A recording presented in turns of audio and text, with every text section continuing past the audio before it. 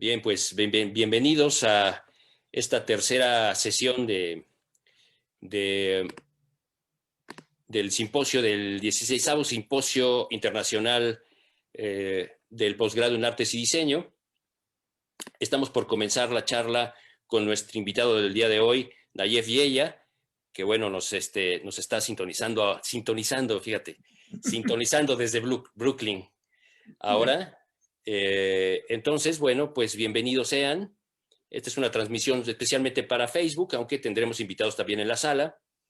Y pues muchas gracias, Nayef, por aceptar nuestra invitación. Muy contentos de tenerte por acá para dialogar en esta hora pues acerca de los temas que nos están preocupando a la humanidad entera. Creo que nunca habíamos tenido un ítem tan común como históricamente como el de ahora, ¿no? Entonces, bueno, pues bienvenido. Antes de comenzar, bueno, el orden de la sesión será unos 10, 15 minutos en donde Nayef nos hablará de su trabajo, de qué está haciendo ahora, de por dónde también va viendo, digamos, la movida en estos momentos críticos y complejos y extratecnológicos, diría yo. Y después pasaremos a las preguntas comunes, que los que habrán estado en las sesiones anteriores, pues ya sabrán que hacemos una suerte de entrevista común, colectiva, con algunas voces recopiladas acerca de cuestiones que interesan al posgrado, imaginamos así, y bueno, hemos conformado, digamos, un cuerpo de preguntas que le plantearemos a Nayef en el siguiente momento. Y claro, se pueden también hacer preguntas vía aquí mismo en la sala o también en Facebook, si quieren ponernos ahí también sus cuestiones, bienvenidas y estaremos atentos. Entonces, bueno, presento ahora formalmente a nuestro invitado. Nayef Yeya es ingeniero industrial por la UNAM, narrador, periodista y crítico cultural. El trabajo de Yeya el trabajo de Yeya a menudo aborda el tema del impacto de la tecnología y el fenómeno pornográfico en los medios, la política y la cultura. Ha publicado las novelas Obras Sanitarias, 1992, Camino a Casa, 1994, La Verdad de la Vida en Marte, 1995, y Las Cenizas y las Cosas, 2017. Los relatos Historias de Mujeres Malas, 2001, y Rebanadas, 2012. Así como los ensayos El Cuerpo Transformado, 2001, Guerra y Propaganda, 2003, Pornografía, Obsesión Sexual y Tecnológica, 2012, Pornocultura, el espectro y la violencia sexualizada en los medios, 2013, y Drone Visions, 2020. Su obra ha sido incluida en varias antologías de cuento, crónica y ensayo.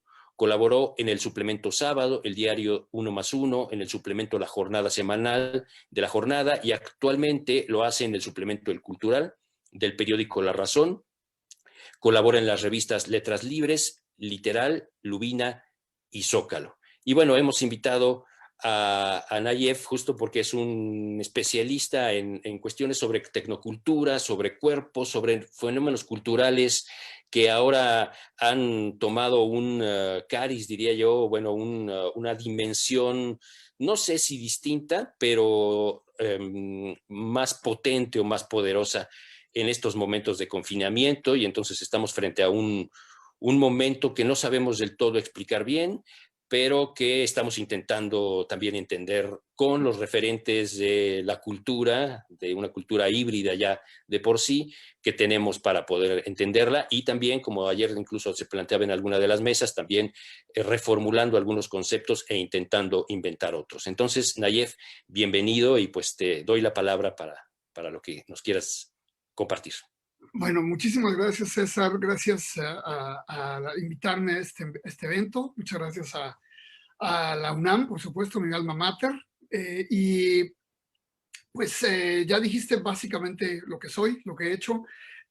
Sí, como comentabas, mi trabajo tanto en el periodismo como en la narrativa, como en el ensayo, tiene que ver con la tecnología, con la manera en que abordamos esta esta cosa extraña que es la tecnocultura, ¿no? Cómo choca nuestras herramientas con nuestras ilusiones de, de hacer el mundo, de entender el mundo, de apropiarnos de él, cómo no solamente con las manos, sino con la mente también conocemos, conquistamos el entorno, ¿no? Bueno, básicamente Yo escogí tres vertientes para mi trabajo, o más bien las vertientes me escogieron a mí. Primero, la idea del cuerpo transformado, la idea del cyborg, cómo la tecnología transforma los cuerpos, cómo la tecnología se hace una con nosotros, cómo hay un impacto y hay una simbiosis y hay a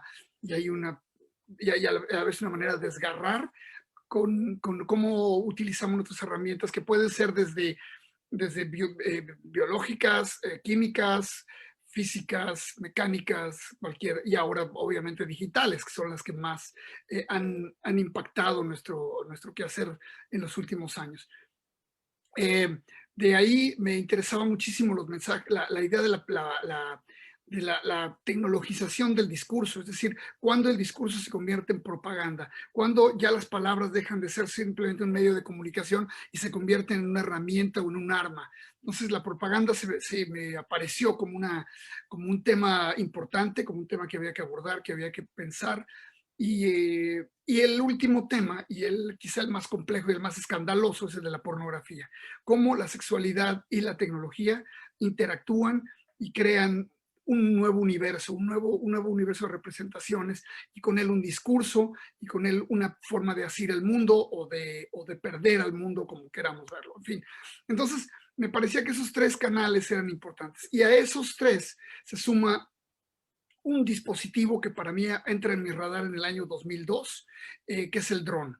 Es decir, el dron imaginado como un dispositivo a control remoto, un avión a control remoto, que podríamos imaginar como aquellos avioncitos de cuando éramos niños que controlábamos con ondas de radio, pero esto inmensamente más sofisticado y en algunos casos con cierto poder de autonomía o con ciertos algoritmos que pueden darles una manera de interactuar con el mundo, de manera en que el dron se convertía en una especie de extensión de Internet, en una especie de arma y vehículo de visión que nos permitía ver el mundo, asirlo y destruirlo.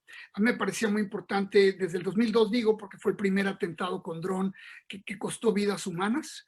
Esto fue en Yemen, y a partir de ahí ha habido infinidad de actos mortales con esto. Y podríamos pensar que el dron es solo un arma más, solo una forma de mandar misiles en otra presentación, con otro alcance, con otro costo, en fin, pero es mucho más que eso. Para mí es toda una filosofía, es una manera de ver el mundo, de percibirlo y de entenderlo. Y más allá de eso, es someter al hombre a la capacidad de destrucción de las máquinas. Es decir, es llevar a la realidad esta distopia tan común en la ciencia ficción de que en algún momento en la historia alguien dijo, pues no es mala idea que una máquina decida cuando una vida puede ser tomada, ¿no? Pues bueno, a partir de ahí salió este libro de los drones, que es mi último trabajo. Fuera de eso, pues como decías, también trabajo en ficción y casi todos los temas que trabajo en la ficción son cosas que se derraman de mi trabajo ensayístico, ¿no? Cosas que es mejor abordar de una manera más humana, más cercana, más cálida, más íntima, y por lo tanto utilizo otro tipo de narrativas. Desde que comenzó la pandemia ha sido como la manera de concretar una imagen, ¿no? de llevar este laboratorio que es Internet a sus últimas consecuencias, de ponernos en una situación de dependencia muy extraña de este aparato, de esta entelequia extraña que es Internet y que nos da ahora la capacidad de vernos, de estar juntos, a pesar del confinamiento, a pesar de la infección. Pero bueno, creo que eso será más o menos lo que hablaremos. Pero bueno, eso sería una pequeña presentación de lo que soy y lo que he hecho. Ok, Nair, muchísimas gracias. Pues entonces, si quieres, vamos revisando las preguntas y dialogando, y bueno, ahí saldrán seguramente otras cosas por ahí, ¿no? Entonces, bueno, te planteo la primera. Ahí, estoy en otra. Aquí estamos. Bueno, la primera pregunta ¿es posible mantener una crítica efectiva a la tecnología cuando parecemos depender de ella más que nunca, sobre todo en el contexto pandémico? Claro, es importante esto. Fíjate, precisamente porque nos hemos vuelto tan dependientes de esta maquinaria digital, virtual, tenemos que ser hipercríticos de ella. Hipercríticos no quiere decir renunciar a usarla, simplemente estar conscientes, estar alerta de lo que quiere decir cada uno de nuestros pasos. Una de las cosas interesantes de Internet es que es una caja negra, ¿no? Es la perfecta caja negra. Es una, metemos impulsos, metemos estímulos, metemos alimentación y recibimos algo a cambio. Entonces, en realidad no sabemos qué está pasando y eso ha sido desde sus orígenes, ¿no? O sea, desde que alguien te explicó en la preparatoria que había una cosa que se llamaban dos paquetes de bits que se partían en 10,000 millones de pedazos, se distribuían por el universo digital y se reunían para integrar un discurso. Desde ese momento tan etéreo, tan abstracto, tan imposible de asir, quedaba claro que estábamos frente a una máquina de Dios, ¿no? Contra una máquina semidivina en términos de que era imposible para la mayoría de nosotros entender cómo funcionaba. Entonces había que pues, someterse, ¿no? Y este sometimiento pues tiene ciertos límites. Lo primero es que cuando aparece Internet era un espacio que era como el Wild West, ¿no? como el oeste salvaje, en el cual teníamos 10,000 millones de posibilidades de reinventar el mundo, 10,000 formas de volver a asir la realidad, de reconstruirla, de cambiar las interacciones y sobre todo de crear un mundo menos hegemónico, ¿no? En el cual nuestras voces tuvieran igual potencia que las de las corporaciones, que las de los gobiernos. En ese momento cuando empezamos a decir, bueno, ya hay algo más fácil que usar que Internet mismo, que es el web. Entonces puedo yo tener un sitio que se llame www.nayefyeya.com y me va a dar la misma voz y la misma presencia que el sitio www.coca-cola.com. Vamos a estar en igualdad de circunstancias, vamos a poder competir en discursos. En ese momento todo parecía por inventarse y en cuestión de lo que va del siglo, un poco más, se ha inventado no de la manera más afortunada. Ahora, se ha vuelto un dispositivo muy amable en muchos sentidos, pero también es una gran trampa. Es clarísimo que hemos hecho un pacto con el diablo al aceptar dar a cambio de esto nuestra imagen, nuestra persona, nuestro discurso, nuestra creatividad, en fin, miles de cosas. Esta es una conjura mefistofélica, ¿no? Y la realidad cotidiana ya es inimaginable sin ella. A mí me parece que lo que siempre tenemos que tener muy claro en relación con tu pregunta es que cuando estamos usando algo por lo cual no estamos pagando, nosotros somos el producto. Se ha dicho 1000 veces y debemos tenerlo siempre claro cuando estemos en Instagram o en Twitter o visitando algún sitio X, lo que sea. Entonces, yo creo que la situación en la que estamos ahora de alta dependencia a este dispositivo, porque se ha vuelto para muchos el único canal de acceso a los amigos, a la familia, al trabajo, a todo, a pedir comida, ¿no? A ordenar alimentos, a ordenar servicios, en fin, hasta ver al médico. La única cosa que nos queda ahora, pues simplemente es estar alertas y entender cómo funciona, qué es lo que estamos dando a cambio de esto. Y no simplemente pensar que esto es una gran dádiva. Pero creo yo que ya la situación era bastante inquietante antes de la pandemia. Cuando empiezan a aparecer las clarísimas señales de que el neoliberalismo se está convirtiendo en otra cosa, en una cosa que algunos han llamado el capitalismo de la vigilancia. Es decir, cuando el trabajador ya no solamente ha sido devaluado, se le han arrebatado sus beneficios básicos, su dignidad como empleado, parte de una empresa, se le ha convertido en asociado, se le ha convertido en alguien que es siempre itinerante, que es siempre usable y desechable. En fin, en esa dinámica de repente llegamos a un nivel más en el cual ya ni siquiera es importante el trabajador porque lo hemos convertido en consumidor. Entonces, todo el mundo está siendo vigilado, todo el mundo está siendo espiado, todo el mundo está siendo grabado, cada una de las cosas que hacemos está siendo registrada y capitalizada. Y esto es mucho más allá ya incluso del valor del trabajo, ya pone un nuevo esquema en el cual Marx nunca yo creo que se hubiera imaginado esto. Ya ni siquiera tengo que trabajar por una empresa para ser explotado por ella.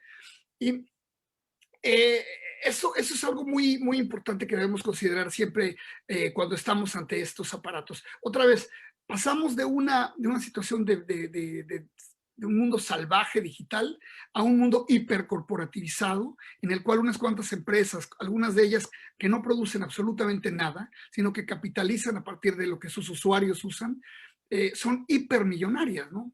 Y ellas están dictando el curso de la humanidad. O sea, al grado absolutamente delirante de tener a alguien como Zuckerberg, el creador de Facebook, realmente decidiendo acerca de la política no solamente en los Estados Unidos, sino en el mundo.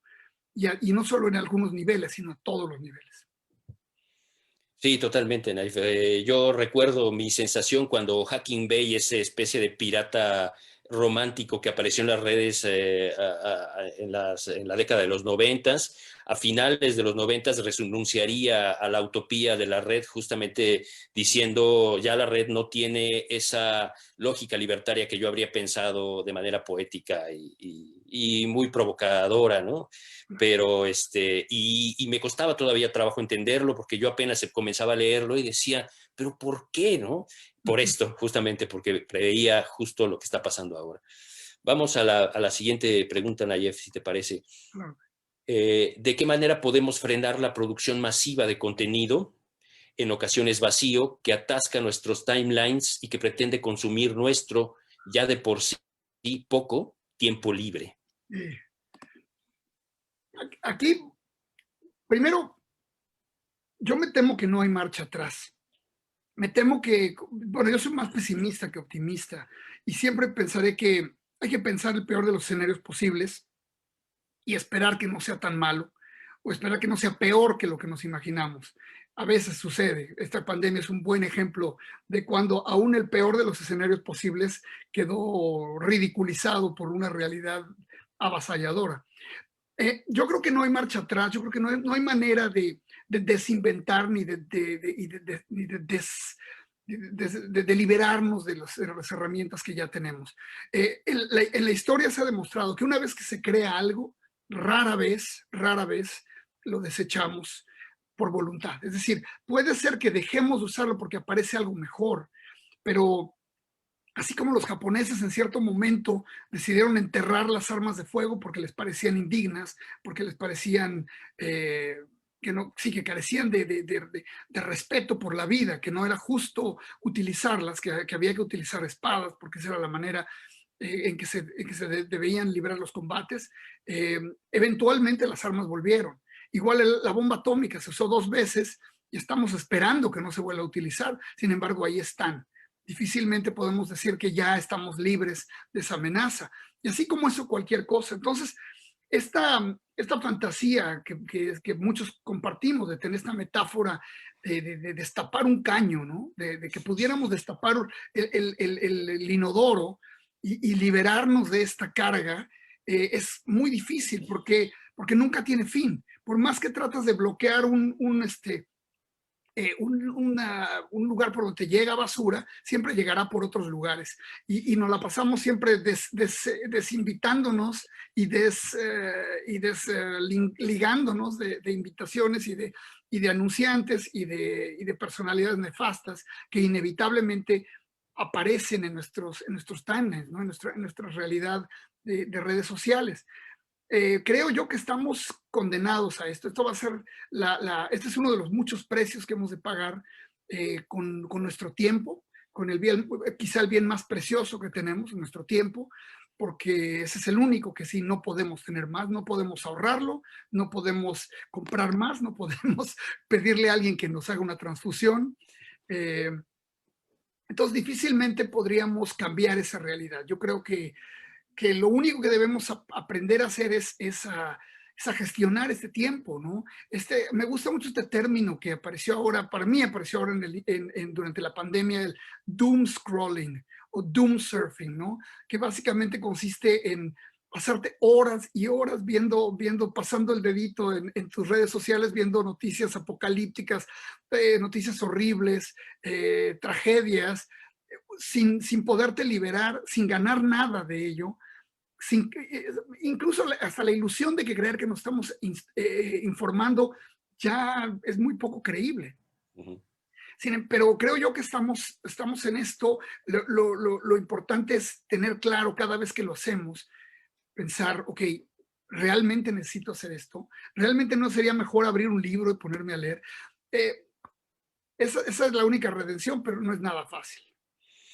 Sí, no, nada fácil porque implica la fuerza de la cultura que te arrastra de algún modo como una ola imparable, ¿no? Y entonces, por mucho que tú creas que individualmente puedes de algún modo pues resistir, hay algo que lo social nos llama desde tiempos inmemoriales a acoplarte y adaptarte de algún modo, pero esa adaptación también va en detrimento pues de nuestras propias capacidades individuales, ¿no? Ahí es un problema siempre entre individuo y colectividad muy complejo, Claro. porque estos fenómenos son justamente la hipercolectivización aparentemente, ¿no? En donde se renuncia a la potestad, digamos, de las formas más básicas sociales, es cuando te estás, y es paradójico esto, es cuando te estás adaptando a la generalidad, y además una generalidad que está representada por una mediación poco fiable, poco determinada, poco verdadera, ¿no? En esta cosa de tiempos de posverdad, pues nada será, todo será aire, todo será una cosa de pura transmisión, de mera transmisión. Claro, no, totalmente de acuerdo en lo que dices, y a eso súmale el elemento de cómo está diseñada las plataformas, ¿no? O sea, cómo el like y la secreción de dopamina están conectadas, cómo lograron entender ese estímulo la máquina ¿sabes? Sí, de Consejo tragamonedas, dinero, tragaperras, ¿no? de O tragamonedas, tragamonedas. exactamente, que te da un premio y estás continuamente jalando la palanca en busca de ese premio y estamos completamente cableados para eso. O sea, la especie humana, como muchas otras, están cableadas para recibir estas gratificaciones instantáneas. Entonces, seguimos conectados a esto en busca de esta gratificación, seguimos como el mono que jala y jala y jala a la máquina tragamonedas. Entonces, suma esto a lo que acabas tú de decir y tenemos un cóctel un poquito peligroso. Sí, no, es una realidad Candy Crush, yo creo, ¿no? Exactamente. Sí. Te leo la siguiente pregunta, Nayef. Perfecto. Es un poco más larga. En su trabajo, usted propone a la pornografía, o mejor dicho, la lógica pornográfica, como paradigma de la cultura audiovisual de masas. Esto es muy evidente en nuestra época, que como ninguna otra está marcada por una cultura de la saturación de la información. Teniendo en cuenta esto, ¿cómo describiría usted la forma en la que se adoptaron las estrategias por los medios de comunicación tradicionales para sexualizar o pornificar la coyuntura actual de pandemia por COVID-19 en distintos niveles? Esto pensándolo desde la conciencia de la contradicción que supone que desde estos mismos medios se hizo un llamado desde muy temprano junto a las medidas de aislamiento como parte de las sugerencias para cuidar la salud mental y así evitar la sobreinformación acerca de este tema. Wow. Ok. Es una pregunta larga e interesante, Larga, sí. llena de aristas que valen la pena comentar. Bueno, me voy a dar nada más una libertad de hablar un poquito del contexto. A mí me parece que la pornificación es un tema que a mí me ha venido persiguiendo desde hace algún tiempo, desde unas décadas. Y de hecho, cuando terminé mi primer libro de pornografía, yo estaba muy en contra incluso del término. Yo decía que el término pornificar era en sí una perversión lingüística asociadas a un pensamiento conservador. Es decir, era una manera de decir, sí, la pornografía es nociva por esto, porque crea una mentalidad pornográfica. Yo decía, no, yo decía, la pornografía funciona dentro de un esquema distinto, no contagia forzosamente los demás ámbitos de la cultura, sino que se mantiene encapsulada porque esa es su mística, porque ese es su poder, esa es la fascinación de la pornografía radica en pertenecer a lo otro, en pertenecer a lo prohibido, en estar más allá de lo tolerable. Sin embargo, para cuando termino ese libro, empiezo prácticamente inmediatamente a escribir pornocultura, que es exactamente lo opuesto, que es el libro, si el primero era un libro desmistificando y burlándome un poco de la histeria alrededor de lo pornográfico, el segundo era decir, espérate tantito, acaba de pasar algo que no me imaginé que iba a pasar, que fue la manera en que la pornografía realmente explota. O sea, mi primer libro sobre pornografía es un libro analógico. Fue antes de que realmente la pornografía hubiera funcionado como funciona ahora en las redes. Entonces se convierte en otro tipo de fenómeno, un fenómeno totalmente participativo, en una cosa ya más de interacción, ¿no? En que ya no es como la pornografía tradicional que había que irla a buscar, es decir, el fenómeno que los gringos llaman el pull, sino que era un fenómeno de push, era un fenómeno que venía hacia ti. Un fenómeno que tú ya no tenías que buscarlo ni que invocarlo para que se te apareciera en todos los contextos. Y además, ya la pornografía en poco tiempo, muy poco tiempo, se había convertido a ser un negocio, como algunos dicen que multimillonario, de acuerdo, había ciertas empresas que ganaban dinero, mucho dinero con la pornografía, pero realmente cuando invade la red, que ya estamos hablando de más de 15 años, en ese momento se acaba el negocio pornográfico, la pornografía se vuelve algo doméstico, algo amateur, algo de supervivencia, algo como una especie de Instagram, ¿me entiendes? Pero nada más con otros contenidos, algo en el que todo mundo, o bueno, cierta gente quería participar, estar metido. Entonces, el miedo, esto lo resumo yo con una idea, que el miedo de los padres en el pasado a que sus hijos vieran pornografía, se convirtió al miedo de los padres ahora de que sus hijos sean pornografía. De que se conviertan en pornografía ellos mismos.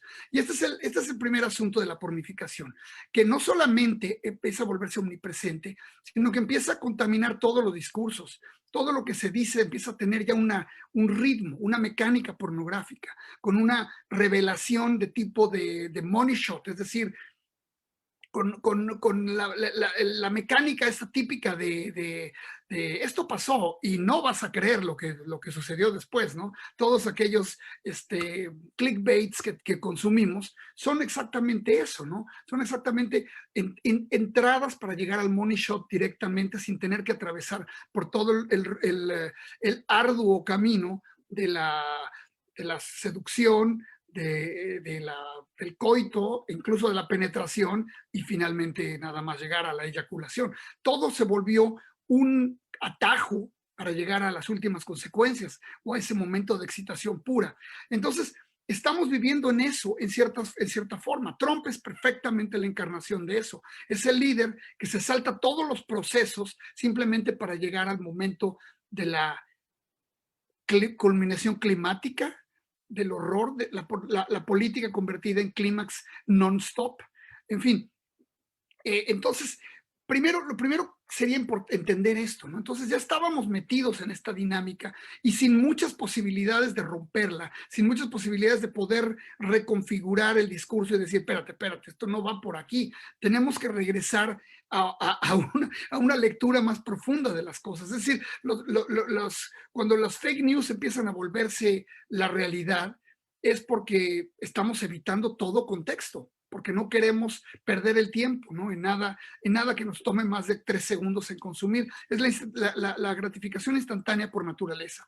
Entonces, llegamos a un momento de pandemia con esta estructura de consumo de información, de entretenimiento, de interacción entre la gente, ¿no? Y esto es muy difícil de contrarrestar. Como tú bien dices, por un lado, los medios están diciendo, bueno, utilicen las plataformas para evitar el contacto humano, pero a la vez están diciendo, cuidado con las plataformas, porque la mayoría de las cosas que vas a encontrar ahí son altamente desinformativas. Es muy, muy difícil desconectar las dos cosas, sobre todo para el consumidor más superficial, para el consumidor que utiliza y no que le da cierta vida a su uso de las redes. la red tenía esta cosa, además quisiera añadir a este discurso el otro elemento. Cuando aparece la red como esta fuente inagotable de estímulos, entre ellos estímulos sexuales, por supuesto que una de las ilusiones, fantasías del principio de siglo era, ya no vamos a necesitar el cuerpo se va a convertir en algo innecesario, en algo redundante. Es decir, todo lo que tenemos que tener ahora va a ser una pantalla. Una pantalla nos va a poder suministrar todas las necesidades que tenemos. Y fuimos avanzando en este siglo con esa idea un poco en el fondo de la mente, pensando, bueno, quizá esto es lo que nos guía. Y llegamos a este momento de confinamiento, de gran separación humana, de gran distanciamiento, y vemos que no, que la corporalidad es necesaria, el contacto humano es absolutamente indispensable, que si algo echamos de menos es abrazar a los amigos y a las amigas y volver al contacto, ¿no? De lo que teníamos antes. Entonces, es interesante porque es un medio que de repente parece que nos suministra con todas las necesidades corporales también, no solo intelectuales, y ahora podemos ver todas sus deficiencias, todas sus falibilidades. En fin, no es una gran respuesta a lo que tú dices, más bien trato de darle contexto a tu pregunta. Perdón, mi micrófono eras. Estamos en un momento también que no sabemos, como decíamos al principio, no sabemos muy bien cómo nombrar algunas de las cosas que están sucediendo, justamente porque no tenemos un horizonte claro. Y entonces, frente a ese horizonte fantasmal, estamos fabricando más ficciones de las que quisiéramos, o más ciencia ficción de la que quisiéramos reconocer, o saber que estamos de algún modo ya considerándolo como una realidad y no como ficción, ¿no? Y entonces eso nos propone también un momento que pues es importante también tener en cuenta, digamos, este momento como este impasse, este espacio de descanso para reflexionar en una cosa que tiene que ver también con nuestro deseo, porque lo pensaba un poco alrededor de lo que decía sobre la pornografía, es el deseo más íntimo, más pero al mismo tiempo más carnal, el que nos ha ligado y ha ligado también a las empresas a comprender cómo es este deseo, y entonces nos ha ligado a nosotros justamente, y qué es el deseo sexual, ¿no? El deseo de encuentro carnal, digamos, directamente con el otro, ¿no? Entonces, interpretando y desbrozando este deseo, han podido interpretar también las lógicas de todos los demás deseos. Entonces, estamos frente a una máquina de deseos, como tú decías, la tragamonedas, que siempre nos está dando premios a nuestro ego, y entonces la negociación justamente con el yo, es la que estamos realizando ahora. Queremos de algún modo en estas pantallas y en estas intermediaciones que tenemos recuperar aquello que estamos viendo cada vez más lejos, que quizás va a regresar también con el tema de la vacuna y tal. Y ahí hay otro problema también grande, porque no es nada más las relaciones a las que estamos acostumbrados, sino las grandes relaciones de poder que quizás no nos vayan a dejar regresar a ese mismo sistema, porque este tiempo es perfecto para que la maquinaria se aceite y se renueve, y cuando salgamos, digamos, a esta nueva normalidad, nos encuentre ya organizados nosotros desde nuestra propia manera de percibirnos, y a la máquina también, digamos, productivista, renovada y reorganizada. Sí, sí, completamente. Fíjate, a lo que tú dices ahora, nada más yo añadiría el gran motor de la innovación tecnológica, de la innovación en términos de la representación, ha sido siempre el sexo, ha sido siempre la ilusión de ver, ¿no? De poder ver. La imprenta, o sea, inmediatamente después de que Gutenberg imprimió una Biblia, lo siguiente fueron poemarios eróticos, ¿no? Las imágenes de las poesías de Aretino con estas imágenes sexuales.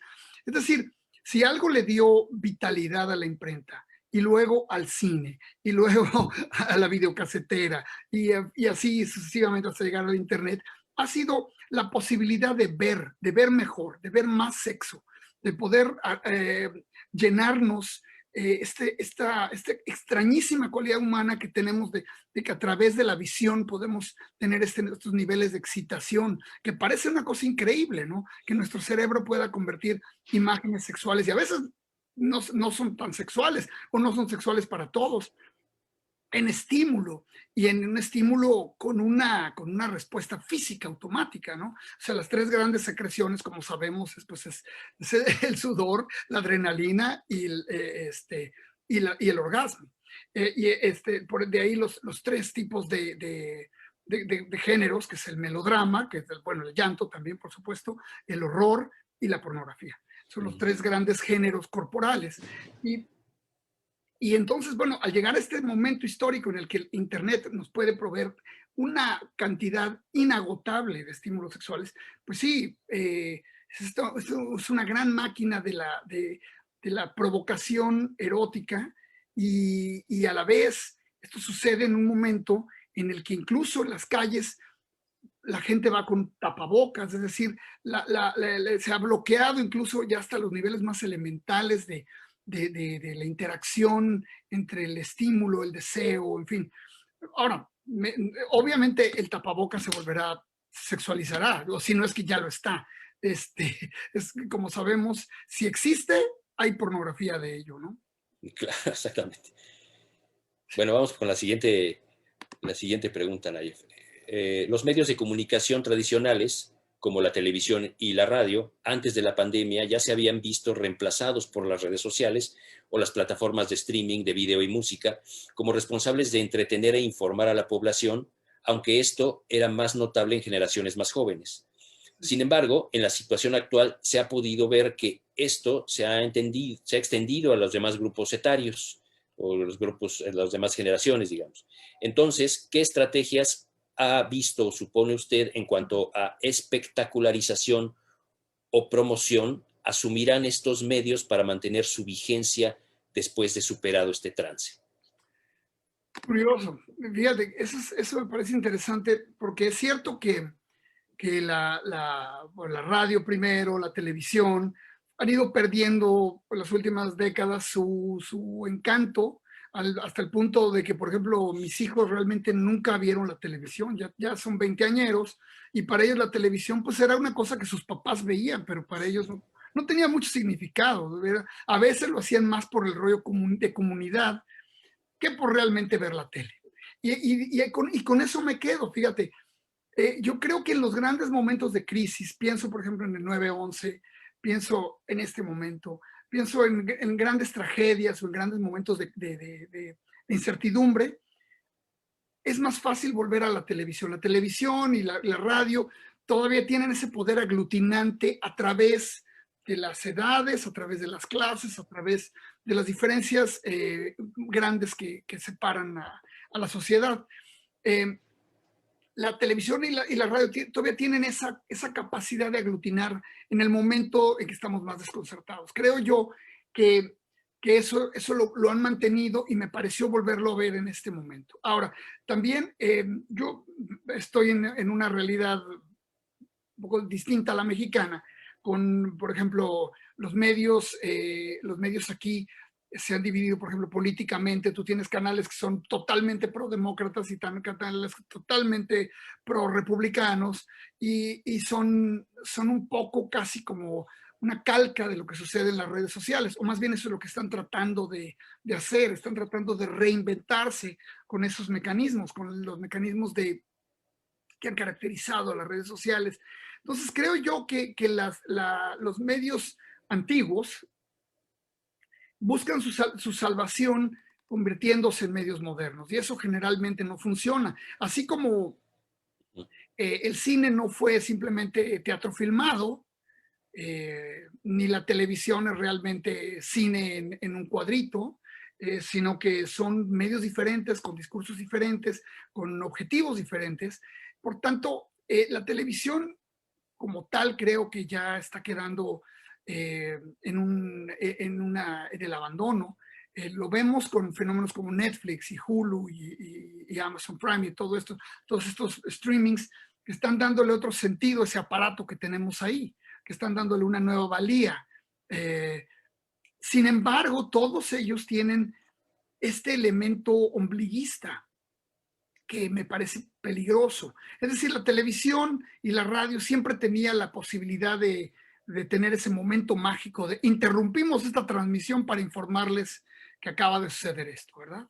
ese momento, que bueno, que en las redes también sucede, pero ya sabemos cómo, ya sabemos que altamente mediado y altamente mediado por qué es lo que vemos cotidianamente, qué es lo que consumimos cotidianamente. Antes era indiferenciado, era universal. El mensaje, interrumpimos esta transmisión, era para todos. Ahora, algunos los interrumpirán, a otros no los interrumpirán.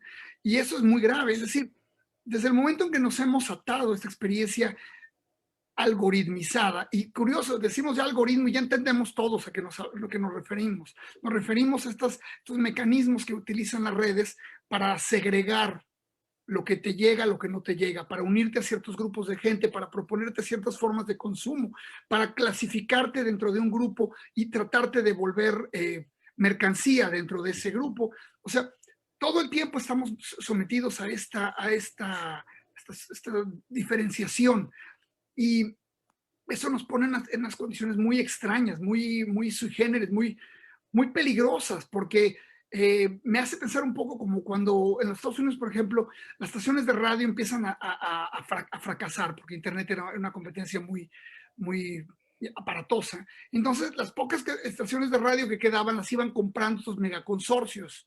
Y entonces resultaba que un megaconsorcio en Chicago era dueño de las estaciones de radio en el sur de Texas, por decirte algo. Y entonces de repente hubo un caso muy famoso de que hay un tren que está cargando desechos químicos altamente tóxicos, se descarrila y empieza a contaminar una región no solamente rural, sino también una pequeña población. No recuerdo el nombre pero fue un caso muy sonado. Luego ha habido 1000 más, o muchos más de 1000. Y entonces no había manera de hacer una notificación pública porque las estaciones de radio estaban en un loop, en otro estado, completamente en otro lugar, con otros intereses, sin ninguna presencia humana que controlara las transmisiones. Entonces, eso es un poco a nivel planetario lo que yo veo como lo que sigue, ¿no? Si no tenemos a alguien que está alerta, que está vigilándonos, estamos solamente en manos de algoritmos que realmente la vida humana para ellos es una construcción completamente abstracta, que no significa nada. Entonces, eso sería acaso lo que me preocuparía más de todo, de la desaparición de estos viejos medios. Ahora, creo yo que llegarán nuevos medios, o sea, creo yo que vendrán algo nuevo, espero que llegue algo nuevo que pueda sustituir esas necesidades inmediatas. Sí, yo lo pienso porque el TikTok, por ejemplo, ya siento que ya no puedo entrar, fíjate. Siempre había podido entrar a todos los medios y ya el TikTok ya me cuesta trabajo por un tema casi moral, diría yo. Pero pienso también, digamos, dándole chance a es decir, intentando resistir la crítica añeja o la crítica de viejo vizcacha, como dicen los argentinos, digo, bueno, ahí hay algo que se está gestando, que está totalmente mediado a un nivel absoluto desde mi mirada, pero que al mismo tiempo también hay algo que se está gestando ahí. Y entonces esta novedad tendrá que venir de esas generaciones que están experimentando de manera primaria estos medios como su medio de transmisión de la felicidad, de emociones que no han desaparecido: felicidad, sensualidad, erotismo, odio o hasta ganas de comer, ¿no? O sea, claro. Hambre, ¿no? Tenemos aquí un comentario en el chat que hace Marianel González sobre lo que comentas, entonces te lo voy a leer. Por lo que comentas, entiendo que esta sociedad digital está basada en la explotación de los estímulos placenteros. Pareciera una sociopatía generalizada por la pérdida de humanización y empatía en una sociedad mantenida en una psicología muy infantil por la búsqueda de la satisfacción de los deseos y la exaltación del ego, una perspectiva muy individualizada.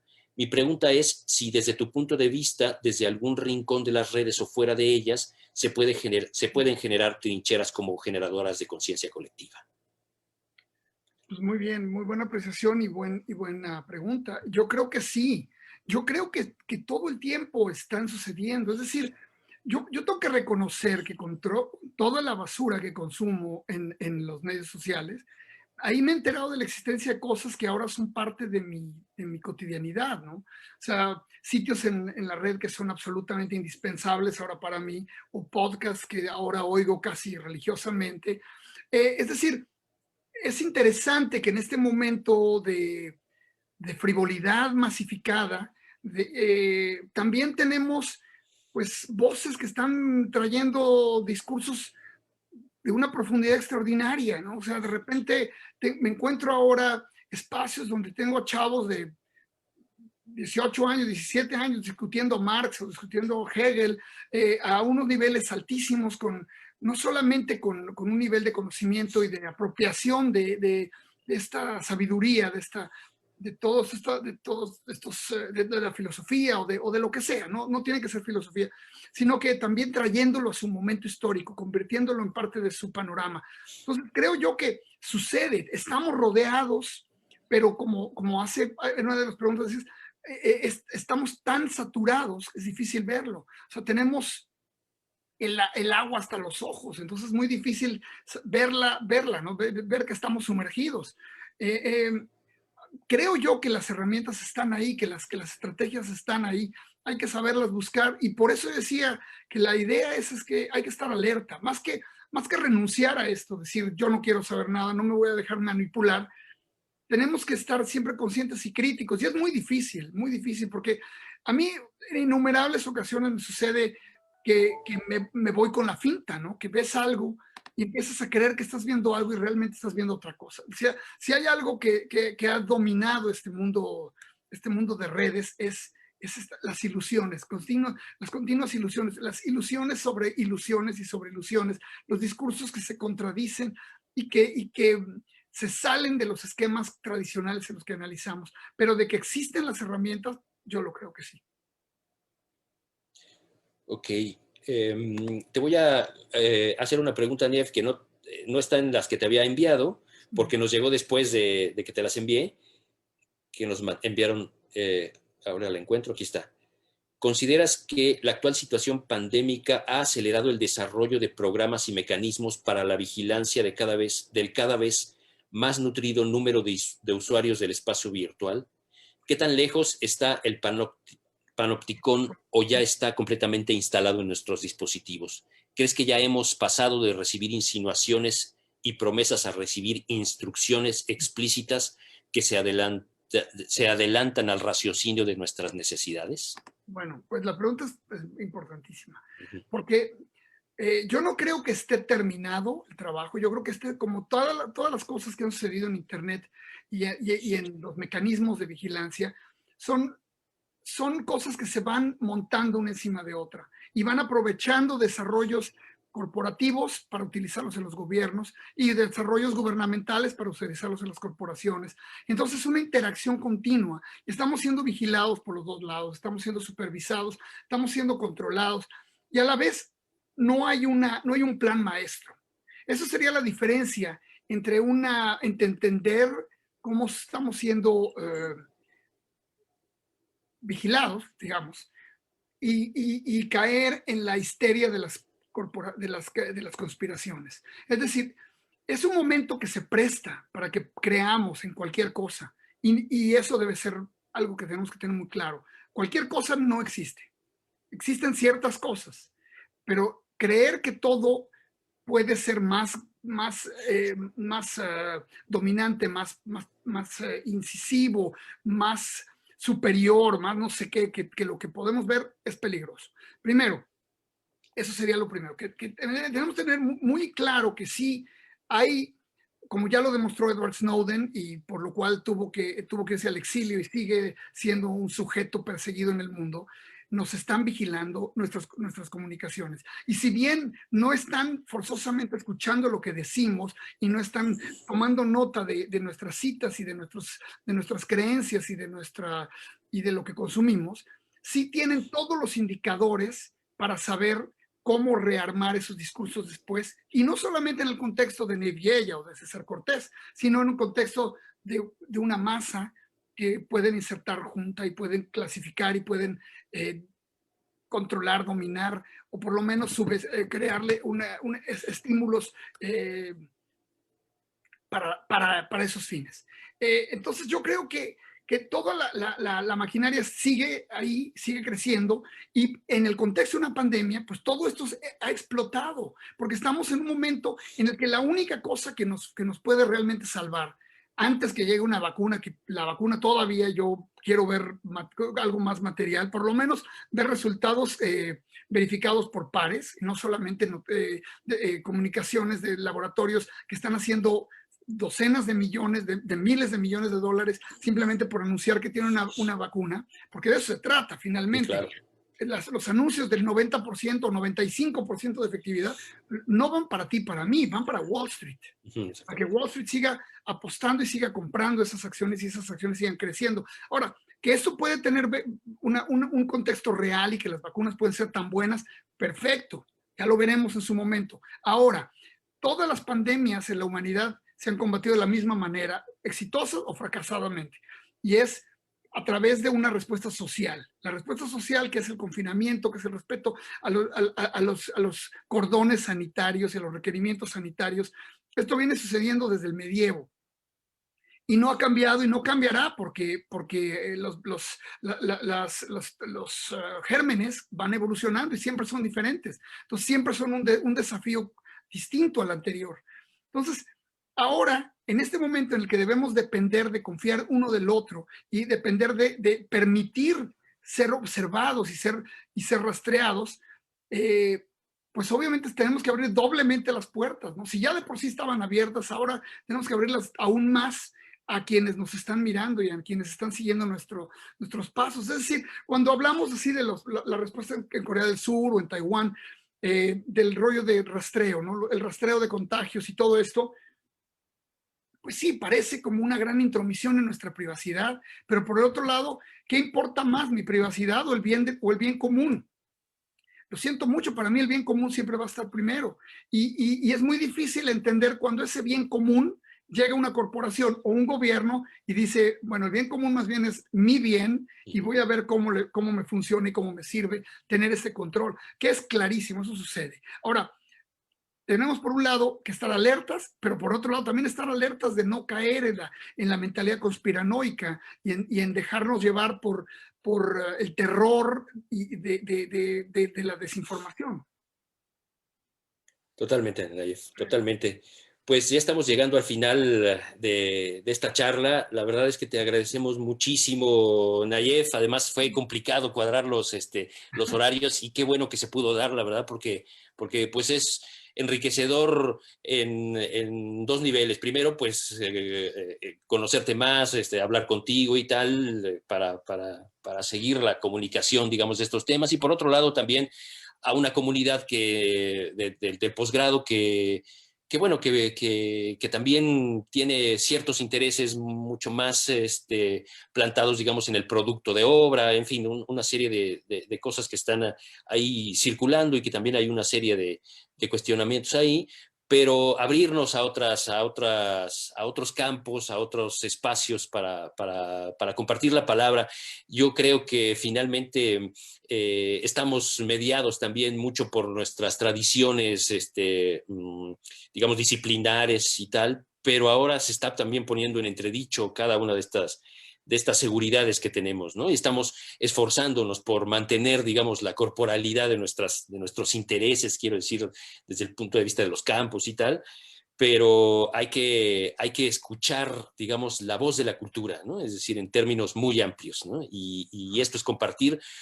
Ahora lo podemos hacer acá, tiene sus ventajas también esta forma de transmisión. Claro, extraño yo estar en un aula y sobre todo lo que más extraño es salir, tomar el cafecito, cotorrear, digamos, como se sigue diciendo, me parece a mí, cotorrear y estar ahí dando la vuelta y respirar, fumarse un cigarro. Y esto pues nos encajona de una manera terrible, pero también hay una forma como más concentrada también de escuchar, la posibilidad de archivarlos de manera más inmediata. En fin, hay una serie de cosas que habría que potenciar en este sentido, digamos, para que no todo sea catastrofista, ¿no? Y está en nosotros hacer esas intervenciones o esa crítica, esa deconstrucción quizás de nuestros propios medios y de nuestras propias formas de utilizar la palabra.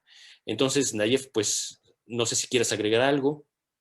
No, pues hay tantas cosas que se podrían seguir diciendo, pero creo que, bueno, me da muchísimo gusto que me hayan invitado, estoy feliz de estar aquí. Por supuesto, como tú dices, estaría doblemente feliz de estar en un lugar físico, un auditorio, no hay comparación. Esto es fabuloso porque, bueno, cuando estoy acá no siempre puedo ir a México, no siempre puedo eh, ir a los lugares y esto pues ya nos ha dado me ha puesto en la misma condición que todo mundo, lo cual está bien. Como, en tanto que escritor, yo estoy siempre encerrado, entonces están viviendo ahorita ustedes en mi mundo y la idea de poder ir a conferencias y a seminarios, todo esto, siempre implica presupuestos, implica viajes y eso, bueno, pues también es una gran ventaja no tener que hacerlo así, de tener esta opción. Que espero que esto continuará, que vamos a seguirlo usando, ojalá no como la única opción como es ahora, sino como una más de muchas opciones. Y la otra, puse en el chat mi Twitter, si alguien quiere seguir la conversación, seguir la discusión, más que bienvenidos. Muchísimas gracias por haberme invitado. Me la he pasado magnífico. Excelente, Nayef, igualmente muy agradecido y muchas gracias por esta charla y espero que no cortemos la comunicación. Vamos a seguir, ahí está el Twitter de Nayef, por quien quiera seguir preguntando cosas, agregando sentido. Bienvenidos y pues de nuevo muchas gracias y un fuerte abrazo. Igualmente, abrazos. Cuídense. Chao, igualmente, bye.